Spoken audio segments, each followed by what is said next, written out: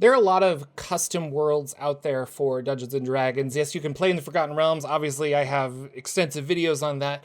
But a lot of new up and coming like Kickstarters and stuff have these really great settings and these really interesting mechanics that kind of revolve around those settings. And today I want to take a look at a brand new setting called Dragonbond that is currently being play tested and will probably hit crowdfunding in maybe a month. So let's dive in.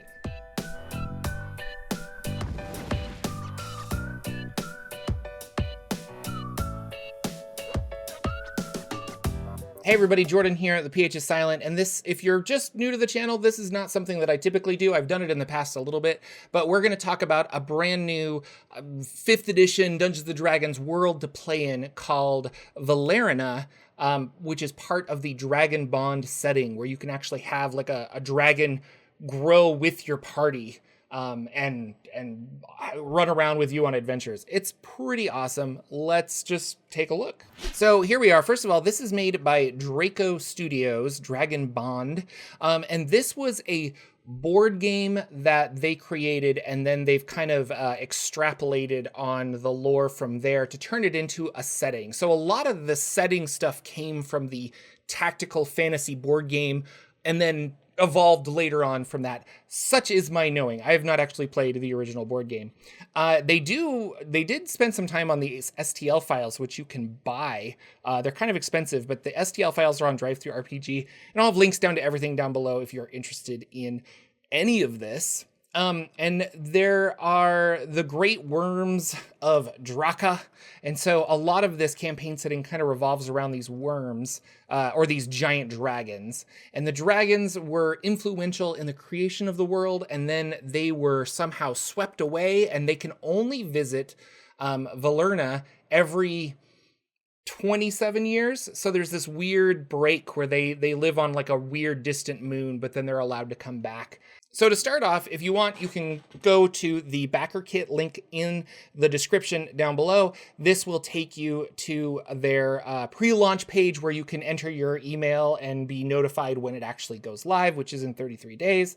And this is what they're offering. You can adventure with a fully realized dragon in your party, one that grows with your character, with new dragon bonding rules. You can enhance new 5e spells with a Vala magic system that they have.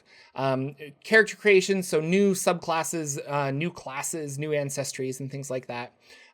There are like maps of the world, 300 new 5e monsters, big non-Eurocentric fantasy world, which I like. I think that's kind of fun and interesting. But yeah, written by a team of award-winning industry veterans. And also there is a free adventure to kind of get yourself kicked off. And then I'll also put these in here. We have a Endless Sagas playtest that is on DriveThruRPG. It's listed as free. You just have to put in 0 for the suggested price. We have an adventure, Dragonbond Escape from the City of Crimson Spires, and then the Valerina An Introduction, which is the world of Valerina. And actually, as we go through this, I think that this world primer is going to be a little easier to grasp and have better visuals, and then we'll go back to the more detailed sections as need be. But the world is called Rava, and it's a very magic-centric campaign setting. There's constant wars because we have different factions and what have you. Vala is magic. And so here it says the draconic name for magic because dragons were first and kind of created and encompassed magic. It's not so much a Prometheus gifting them magic, but I don't know, they are magic in a way. So just like how Faerun is on Toril, we have Valerina, which is on the main world of Rava. So Valerina is got a whole bunch of different tribes that are sectioned off, so you can kind of pick which area you want to join, or you want to set your campaign setting. And here are some of those nations. We have Alaria, which is the Jewel of the Westerlands, the Dragon Kingdom. And each of these kingdoms are also tied to a specific dragon that exists on that red planet. And with this, it also gives you kind of what type of people live there. So we have gnomes, half-elves, and silver elves. This is fun. It looks kind of like a very Mesoamerican setting. We have Nawak, I'm going to say. I love the art. And so the magic from this place is very focused on those cobstone, or the cob magic, which is like the life and death magic. And a lot of like beast human hybrids kind of live here. We have like lizard folk and things like that. Tyveria is a warlike kind of aggressive one. And I like this, that's the realm of power. But what I like about it is specifically they have blood sorcerers, which is cool. And then orcs, but also halflings. Halflings kind of have a new role in this world compared to traditional halflings, I guess, in the Forgotten Realms, where they're more like, I guess, gnomes where you would be tinkering and stuff, but they're all about poison and bombs and things. And so I might have to put a little not safe for work on that. And then last we have Yisvel, which is kind of growth and plants and nature and faith, a big emphasis on faith with this one. And it is home to the giants, which I think is interesting, and halflings. So you have like the tallest and the shortest in the world, but they're all working together. And griffin knights. Who doesn't want a griffin knight? And next we get to the dragons, which is probably the most important part of the setting from what I've gotten so far. There is a red moon that orbits the world called Draka. And every 27 years, the dragons that live there in mass, they all have like a particular ruler.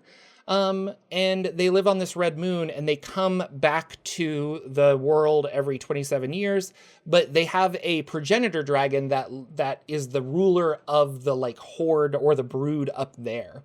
And you as a player in this campaign setting can also have a relationship with those dragons, like a specific type.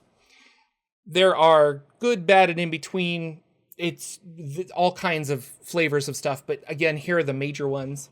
Potentially, you could fly to the Red Moon, I assume, as a player, and go explore this. It would be really interesting. There's Fulgen. There's Kodal. There is Exor. There is Erlia, which is the Master Smith and Crafters. There is Magnifex.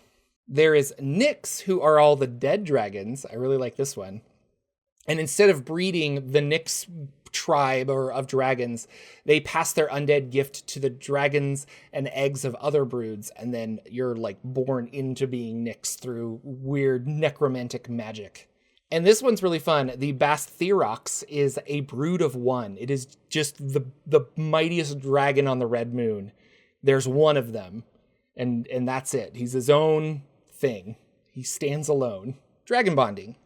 So talking about Vala, we have this word for magic, this draconic word for magic, but the Dragon Bond ritual is very much a sharing of your Vala with the dragon's Vala, and so it's almost like a spiritual thing, a soul, a spark that you might share with the dragon, and that gives you new certain abilities and more magical potential. Oh, and then we talk about the Null. So the Null is a kind of a synonym for the far realm and the creatures that exist there. It was the nothing that is, it's beyond magic, it's beyond all this. They have some really creepy stuff. You can't defeat the Null because you cannot defeat what is not there. And I thought that was interesting. So yeah, the Null is the absence of drive and magic. It is the force of not being. And there was a Null war, divided the Dragonborn. Some believe the Null could be harnessed as an ultimate weapon, but others believe the Null to be an abomination and forbade the use of Null magic entirely. So we have another section of magic that is this like corrupting, soul-sucking nullification magic. And this is Hollow Depths, which is far below Valerna, extends an underground realm filled with dark continents and lightless seas. Its rulers are the Daimo, 9 entities of immense power who have absorbed Vala into themselves to the point of becoming nearly immortal. Evolving as a dark mirror of the surface world, the Hollow Depths are a counterpoint to mortal excess. But this is no imaginary netherworld. The Hollow Depths are very real, a place of eternal darkness awaiting both living and the dead. So it kind of feels like a combination of the Underdark and the Shadowfell, but with their own cool twist on it. So yeah, I wanted to look at some of the races or the ancestry that you can be. It looks like we have Sky Dwarf, Cave Dwarf, Gnome Genius, Gnome Guild Enforcer, Dream Elf, with a fell crown or dream elf fell crown. Blue elf, honor elf dream shaper, honor elf Phi hunter. A Puka bard, a Shev alchemist, an Ogeron chieftain, an Abkar suitor, Ocelin swift charger, Siren enchantress, Ocelin shadowstalker, Boo centaur bowpath deadeye, Tiverian bloodclaw. That's pretty cool. Shark folk, Mako fisher, a Boar clan Hamir, and Djat flame zealot. This is the playtest package. This is playtest package 1. I'm not sure if there's going to be more or not, but there will be, you can get this for free right now to kind of playtest the classes with races and Dragonbond class design. So it looks like the Vala Adept is a cross between a wizard and a cleric. Spellcasting ability, Dream is charisma, Source is intelligence, and Will is wisdom. And here's the adventure, Escape from the City of Crimson Spires. I'm trying to find out what level range this is supposed to be. Oh, the characters reach 2nd level at the conclusion of this adventure. So this is for level 1 players. So it feels like this is more to get with the story than it is to, or the world and the lore than it is to playtest. I was hoping this would be like more of a playtest document. But this is what I was interested in, actually forming a dragon bond. This occurs when a mortal and a dragon see each other as equals rather than simply monster and prey, and if they do, use the following mechanics to determine if a dragon bond forms. 3 stages of ability checks must be completed to form a dragon bond between a character and a dragon, 1 for each aspect of Vala, the magical life force that flows through all living things. Afterwards, a final bond check is required from both creatures. The dragon bond fails if both the character and the dragon fail their ability checks in a single Vala stage, or if either the dragon or the character or the dragon fails the final bonding check. If the dragon bond fails, the character can't ever attempt to bond with that dragon again. Moreover, no one can attempt to forge their own dragon bond with that dragon for 1d4 weeks. It says optional rule, just have automatic bonding. If you success, you are linking the character and the dragon in a magical connection. The dragon becomes friendly to the character it bonded with. It will help the party to the best of its ability, but it will protect the life of its bonded partner at all costs, as they are both bonded as one form that moment on. So here, this is interesting now. This kind of changes things. So you have a shared hit point pool. Your new hit points are, you and the dragon each have the same amount of, or you share a hit point pool that is a combined. Every time you or the dragon takes damage, the damage is subtracted from the same shared hit point pool. If the hit point pool reaches 0, both you and the dragon fall unconscious, and you both begin to make death saving throws. If any effect causes you or the dragon to die, both of you die.